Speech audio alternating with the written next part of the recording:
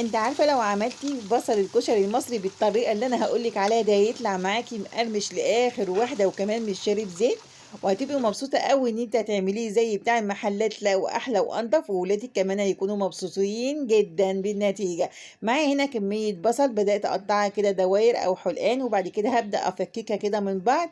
انا دودو من المنصوره ودي قناتي، يلا اشتركي في القناه واكتبي لي اي تعليق منك كده حلو، واي سؤال اكتبوا لي في التعليقات وانا هرد عليك على طول. فككنا البصل من بعضه كده، وهبدا انزل عليه ايه دي النشا، مش دي، ايوه نشا. النشا هو اللي هيخليهولك مقرمش، وكمان هيبقى مش شارب معاكي الزيت خالص. ايوه، النشا بيخليهولك جميل جدا وطعمه هيبقى في منتهى الجمال. ما هوش دي، هتبداي تقلبي كده حلقان البصل في قلب النشا وتغلفي كله كده مع بعضه. ايوه بالطريقه دي. شوفي عامل ازاي، هيطلع جميل جدا، هيبقى تحفة بجد، هيبقى في منتهى الجمال. اهم حاجة تقطعيه رفيع، ما تقطعهوش ايه تخين او سميك كده، وغلفيه كله بين النشا وهيطلع في منتهى الجمال.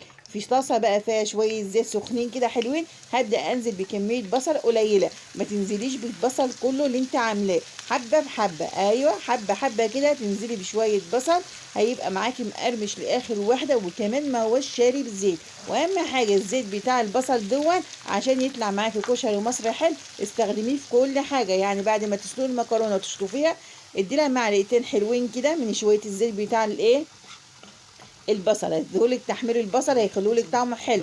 الرز بشعريه اعمليه بردك بالزيت بتاع ايه تحمير البصل. الدقه بتاعته او الصلصه كمان اعمليه بردك بزيت البصل، هيخلي لك الكشري المصري طعمه مسكر واحلى من بتاع بره. وهنا النشا شايفه شكل كميه البصل بقى عامل ازاي، شكله لونه ذهبي ومقرمش لاخر واحده وطعمه حلو جدا. واهم حاجه ما تطلعيش البصل على مناديل من الورق، هو ما هوش شارب زيت خالص معاكي.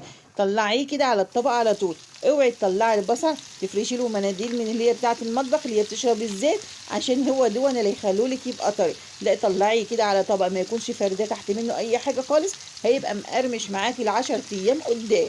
صدقيني هيبقى طعمه حلو جدا. وتخلصي الكميه الاولانيه وتعملي الكميه التانيه، هيطلع معاكي حلو قوي قوي. اعملي لايك للفيديو وما تنسيش تشتركي في القناه، وصلوا على النبي يا جماعه كده، واكتبوا لي تعليق كده حلو منك.